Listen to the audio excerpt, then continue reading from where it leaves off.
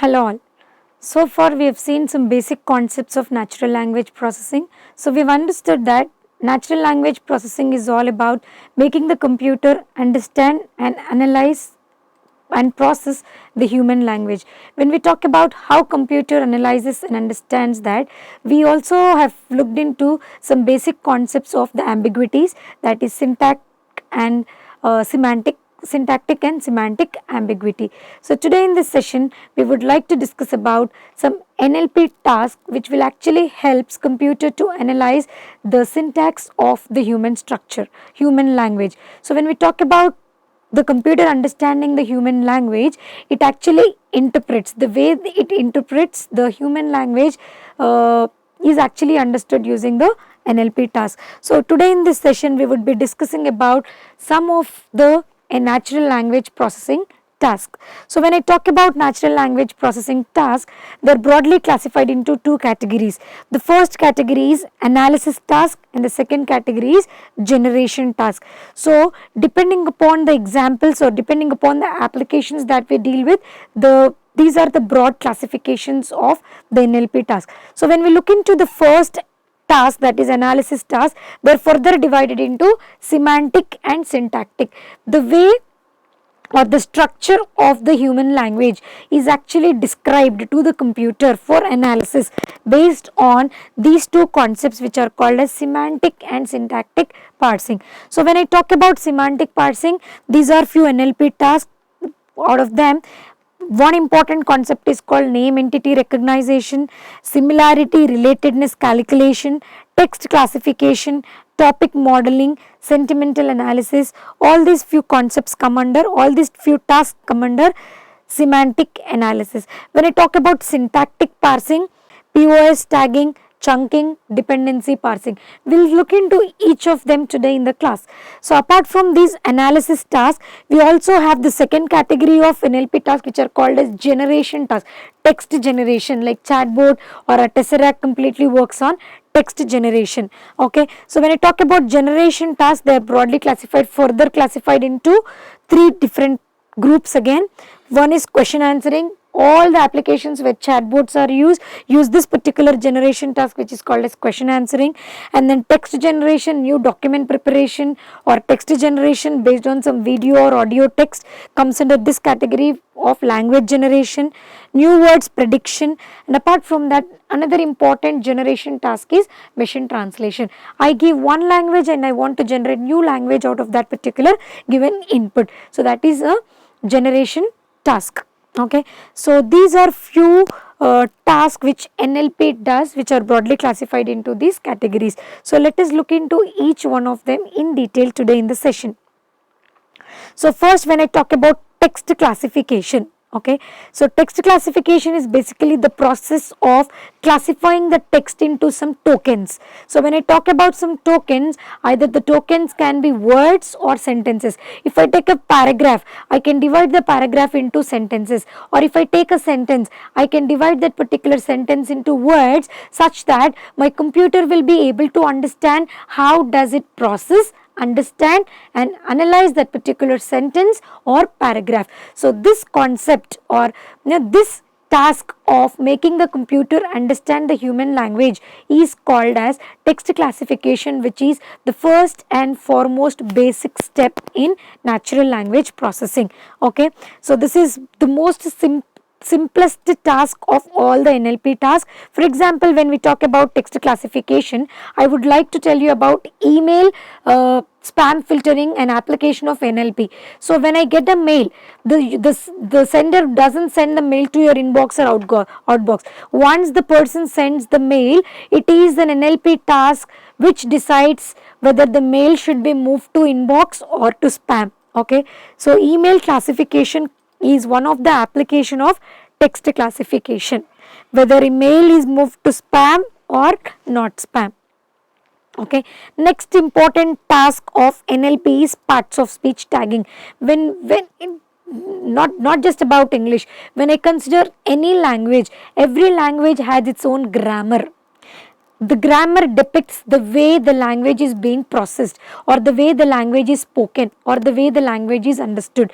So parts of speech tagging POS tagging, which we in short call as, is one of the important tasks in NLP to make the computer understand what does that sentence actually mean, because each word in a sentence may depict multiple meanings. So POS actually helps us in understanding the correct meaning of that particular word in the sentence. So POS is all about tagging each word, the process of tagging each word in the current sentence with the corresponding parts of speech tag, right? So when I take a simple example, let us continue with the same sentence that we have discussed in the previous sessions. I saw a girl with a telescope. So when I take this particular sentence, I divide the sentence into tokens, that is words. So I is a separate word, saw is a separate word, a girl with a telescope. So I give each and every word a POS tag. Based on the preceding or succeeding words, I give a tag to that particular word such that I can depict the correctful meaning for that particular sentence. Okay, so your DT represents determiner, in is preposition, noun, NN is noun. When I see telescope, that's an item, that is a noun. Okay, PRP, girl, is noun. PRP is nothing but pronoun. I is a pronoun.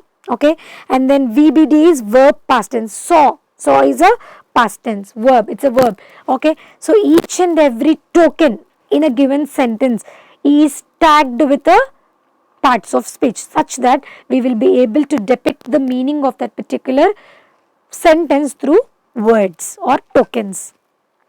Okay, so these tags actually come from, when I talk about NLP, who does this? See, we are talking about machine processing the human language. So how does machine understand about all this POS tagging? So we have this pen tree bank POS tag set. Okay, so as I discussed earlier in the sessions, we have separate libraries for processing NLP. Unlike machine learning and deep learning, where we have used TensorFlow, Keras, PyTorch, we have few different libraries that I will be discussing in the coming sessions. So one such library has this pen tree bank POS tag set, which is the most basic or standard corpus for training and evaluating various NLP tasks. One such NLP task is POS tagging or parsing that I am going to discuss today in the session. Okay, so the results of this POS tagging are often used as input to other downstreaming tasks such as machine translation or parsing. When I want to translate one language to another language, I have to depict the exact meaning of that particular sentence. So POS tagging helps us understanding the meaning such that when I go for translation, I would be getting good result, that is the exact translation from one language to other language would be done. Okay, now the next application of the next task of NLP is parsing. Similar to POS tagging, parsing is also another task of analyzing the structure. When I talk about POS, parts of speech of a sentence, right?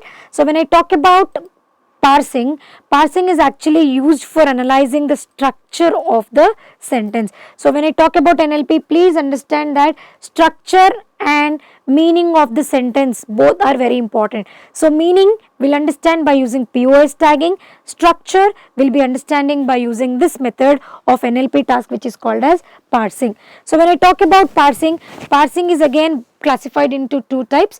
One is called as constituency parsing and the second one is called as dependency parsing. So let us see each one of them. When I talk about constituency parsing, okay, so it is this constituency parsing basically uses context free grammars to represent the sentences. Okay, so what are these context free grammars? Basically this is a way to specify how smaller building blocks of language are basically combined to build larger building blocks. That is, I study words. First I study words and using these words I make sentences, right? So the words are the smaller building blocks. Using them I form the sentences or phrases which are the larger building blocks. Okay. Now to put it into another way, it basically specify the largest unit, that is the sentence, which is broken down into phrases and clauses and all the way down to words. So basically the linguistic units are actually used to represent all these words, clauses or sentences. Okay, so it starts with S, and then we divide them into some verbs or pronouns, or depending upon what exactly or which sentence am I actually dealing with. Okay, now when I talk about this particular sentence, a girl with a telescope, I saw a girl with a telescope. Okay, so the parts of speech tagging of each and every word is basically understood, and depending upon that the parsing is actually done. Okay, so when I talk about parsing, okay, so basically it gives us a tree like structure. Okay, so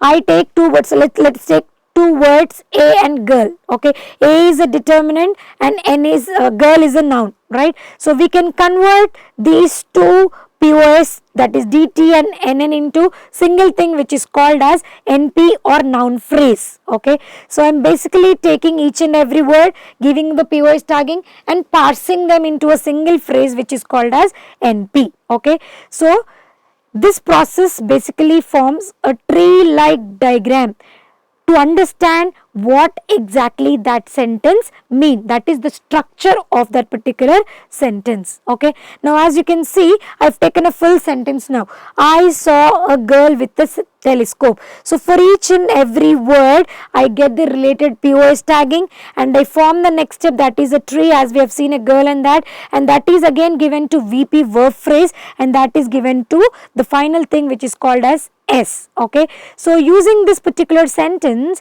I saw a girl with a telescope that we have discussed earlier, and see if you can parse it by hand. Okay, so when I talk about parsing, you break down the sentence using production rules until you get this final yes symbol, that is the final token which actually depicts the structure of this particular sentence. I saw a girl with a telescope.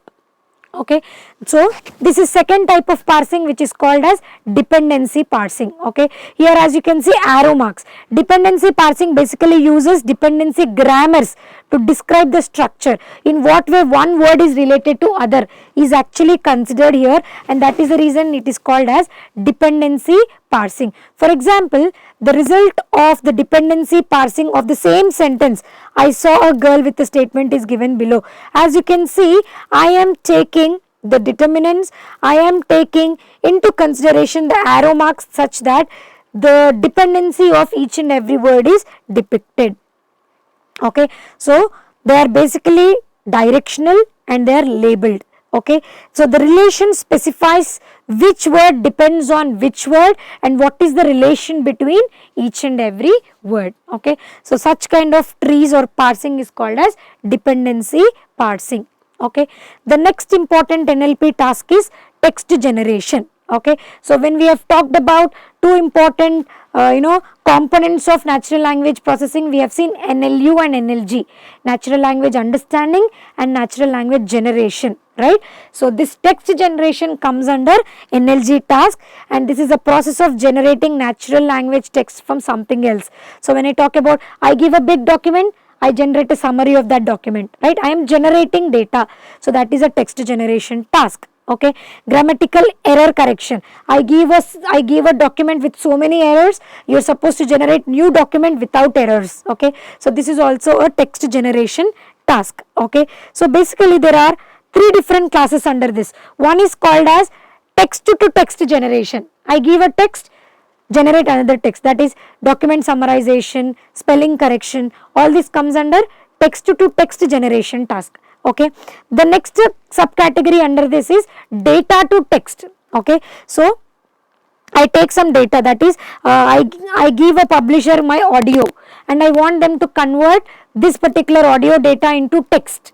Okay, so this is data to text generation. And third class of this is unconditional text generation, that is example, I just tell about something and I want you to write, I want computer to generate poem about it, okay, or script about it or something like that. Okay, so text to text generation, data to text generation and unconditional text generation are three important categories under this NLP task of text generation. So, name entity recognition is one of the important NLP tasks wherein it understands the entities given in that particular sentence. For example, when I say I am Asha, I am working in KMIT since 2009. ASHA is the name, KMIT is the organization, 2009 is the year. So, these are the entities in this particular sentence which will be identified through this NLP task which is called as name entity recognition. Okay, and the next NLP task is question answering. QA techniques possess high commercial value because as you can see, your Tesseract or ChatGPT, Google Assistants, Apple Siri, all these are chatbots or all these are examples of QA. And the next another important NLP task is machine translation. Translating from one language to another language is another important NLP task. Okay, so NER, POS tagging, text generation, translation, parsing, all these are some important NLP tasks. Thank you.